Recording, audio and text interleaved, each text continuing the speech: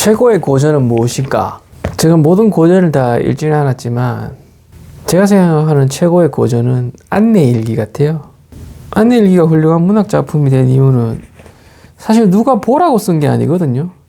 누구한테 보여줄지도 몰랐고 이 일기가 후대까지 남아가지고 전쟁이 끝나고 익혀질지도 예상하지 못한 작품이기 때문에 그 독자에 대한 의도 자체가 없는 거예요. 어떤 사람을 나타내야 되겠다 혹은 무엇을 표현해야 되겠다라는 어떤 설정이 없었기 때문에 있는 사실 그대로를 나타낸 거예요. 근데 그렇기 때문에 그 시대상을 그대로 보여주고 그 전쟁의 참혹함 속에서 인간이 느끼는 감정, 뭐 불안감이나 내일 어떤 일이 일어날지도 모르는데도 사소한 이야기, 일상의 이야기, 예를 들면 뭐 좋은 옷을 입고 싶다든가 뭐 맛있는 음식을 먹고 싶다든가 어떤 인간의 기본적인 욕구, 생과 사가 오가고 있는데도 인간이 그 틈틈이 그 욕구를 느끼고 또 그 속에서 일상이 평온하지 않으니까, 물론 평온해도 마찬가지지만 인간은 그 안에서 싸우고 다투고 서로 미워하고 성격적인 분열 이런 게 생기고,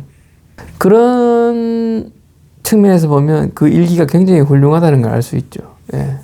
만약에 안내일기 같은 게 시대마다 하나씩 있었으면, 예를 들면 뭐 1700년대도 한 번 있고, 혹은 뭐 2차 세계대전이 끝나고도 한 번 있고, 혹은 뭐 그 전에 뭐 16세기에도 한 번 있고 이랬으면 사실 소설이란 게 거의 필요 없었을 것 같다라는 그런 생각이 많이 들어요.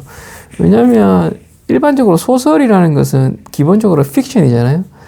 그렇기 때문에 가공의 인물이든 자기 자신을 내면화하든 간에 어쨌든 가공의 인물을 통해 가지고 자기가 말하고자 하는 바 혹은 실현하고자 하는 의도를 갖고 있기 때문에 그 자체로 가상이 될 수밖에 없잖아요.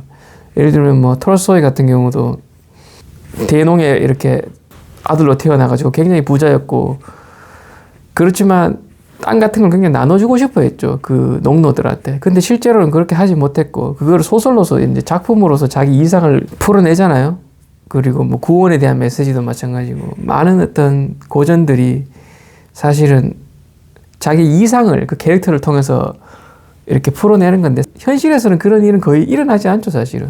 일어나지 않기 때문에 가상을 통해서 자기가 하고 싶은 메시지를 전달하는 건데, 그게 1984도 마찬가지고, 1984 같은 경우도 뭐 디스토피아를 그렸지만 실제 세상이 그렇게 되지는 않았잖아요. 뭐 일부 그렇게 된, 북한처럼 그렇게 된 나라도 있다고 생각할 수 있지만 일반적으로 전 세계가 그렇게 되지 않았고, 뭐 까미 같은 경우도 마찬가지죠.